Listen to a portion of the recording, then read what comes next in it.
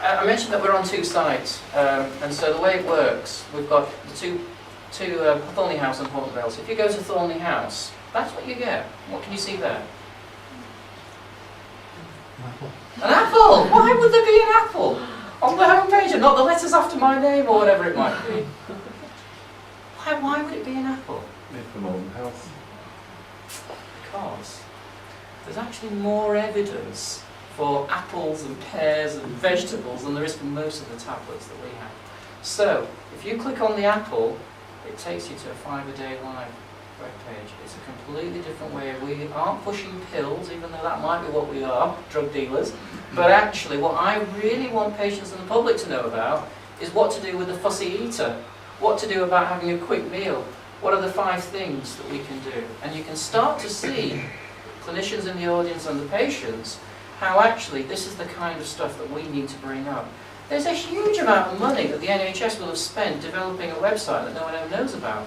What we're doing, signposting people to good quality information so they can make the decisions themselves. That's what this is about. The New World Order, the information age, is not about the doctor will fix you. It's about us providing information so that you can make healthy choices for yourself. Or not, as the case may be. It's your choice. Can I just ask, do you know how many people are actually linking in, looking at those sites? Yes, we do. I'll come back to what the website says, but at the moment we are getting over 2,000 unique hits a month and over 6,000 pages are read, and the numbers are going up and up and up. And is that your patients or is that people?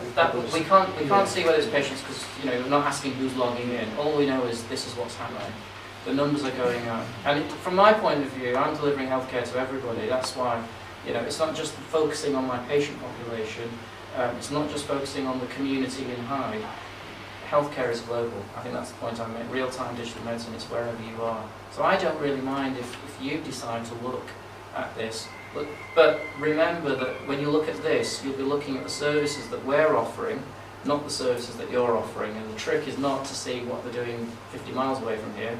It's what can I do for my patient population, and what can the patients here do to find out how we can get the best from this practice.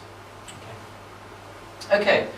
There's a lot to see on the website, and I'm not going to go through it all. But one of the things that I sort of thought about was, normally when you go to a practice or an organisation of any sort, all they're interested in telling you is, this is what we do, and these are the doctors, and these are the services that we've got. When actually you could be a patient who's got diabetes, and actually you don't really care that much about how many doctors there are or nurses there are. I just want to know, how is this organisation going to help me with my diabetes, or my depression, or my heart disease, or my Gilbert's disease, or whatever else it might be. And so I started to think about a world where actually, let's try and think about not healthcare across the board, or healthcare at this particular practice, but let's think about diabetes care, because I might happen to have diabetes, and start to think about, what does that mean for me? And so what we did was we created 7 different areas of interest. 5 conditions: depression, diabetes, hypertension, eczema, and heart disease. 1 prevention, which is immunisations, and then 1 normality, which is pregnancy. And it's to try and describe a framework to help people to start to understand how they can put information in. So I started to imagine, right, I've got diabetes, what's the first step? Well, actually, and that's a video that tells you what this is about, but the first step is to say, well, how do you know you've got diabetes? And that's why you need the access to your records, because what you need to do as a patient is say, does it have diabetes in there? Because if it doesn't, I have got diabetes. If it isn't, then I need to go and find out why not. Have I got diabetes or haven't I? There's absolutely no point in looking at anything else if you've not got step 1, and that's why the patient access to records is so important, because it's the fundamental step. It tells you what conditions you've got. So, I've actually described that when you've got access to your records, these are the terms that you should find in your list of problems. Step 2 is, well, what does it mean?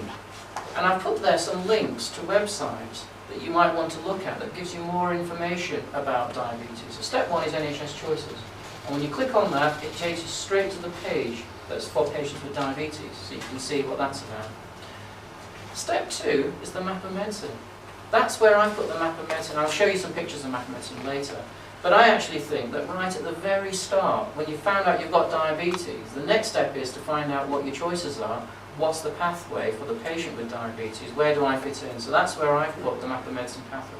So when you click on that, it takes you straight to the diabetes Map of Medicine pathway. Step 3 is patient.co.uk. Do you give out patient.co.uk leaflets? No. Some people do, some people don't. It's something that's linked into the clinical system. It's a one-pager, so some people don't want pages and pages and don't want volumes and volumes. It just gives you one page on, this is what diabetes is. I think it's similar to the EMIS Mentor one. Yes, yeah, it's exactly the same. EMIS Mentor uses, EMIS Mentor uses, so those leaflets that we're printing off using Mentor, it's the same thing.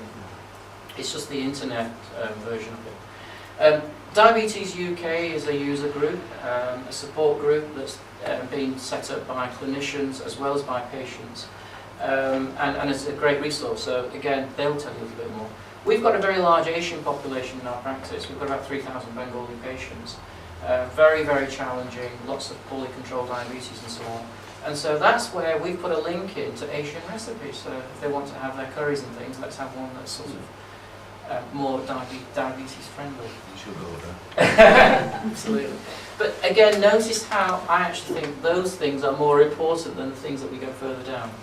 The next step, after you've understood what some of the choices around diabetes are, is to find out who's the team. The number of times I've seen patients who used to come in and say, "Doc, I've got diabetes, you fix me." And they've got no vision of all the other people that are there to support. So I've described the team that's around me, or in fact around the patient, to support them. We've got healthcare assistants, we've got an Asian diabetes support worker, we've got specialist diabetic nurses, we've got pharmacists, podiatrists and opticians. That's where we're now starting to describe this seamless service, where some of it is inside the practice and some of it's actually outside the practice, but we're all working together for, guess what? Diabetes. So starting to describe all the different people. Now step 4 is, what does it mean for you? The number of times I used to ask patients, how's your diabetes? Oh, it's fine, Doc. It's great. Oh, it's not so great. And I'm sort of sitting there scratching my head thinking, well, what does that mean? Is that good, bad, indifferent? So what I decided to do is say, well, let's start to try and explain to patients, what does diabetes mean for you? How do we as clinicians understand how your diabetes is going? And it's not rocket science, it's what's your blood pressure? What's your cholesterol? What's your Framingham risk? What's your smoking status? How obese are you and things?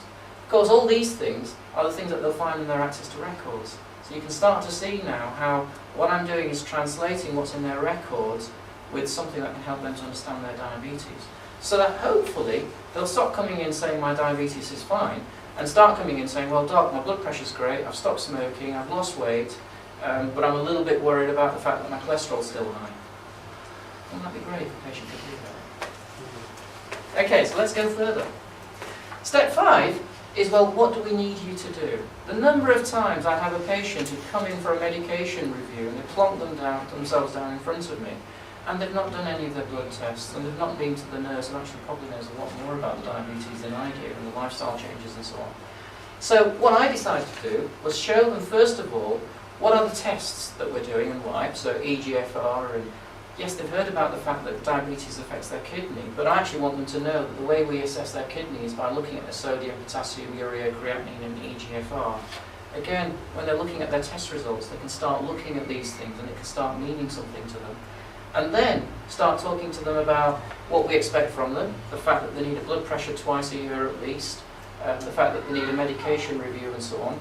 And then give them an order of how to go about doing it. Go to the healthcare assistant first, bring a urine sample with you, get your fasting tests done, then schedule an appointment with the nurse who can then review you. And actually, it's only if everything is off the scale and she doesn't know quite what to do with you that she'll forward you on to me. Rather than the other way around, where the patient comes to me and has had nothing done, and then you're saying to the patient, no, go back, you need to book an appointment with the healthcare assistant. They then come back to me and say, no, it's not me you need, it's the nurse that you need, because she's got much better skills and abilities in helping you with wherever you are in your diabetes. So it's starting to show what's locked up inside my head or the practice manager's head, and starting to make it available for patients to be able to read. Okay.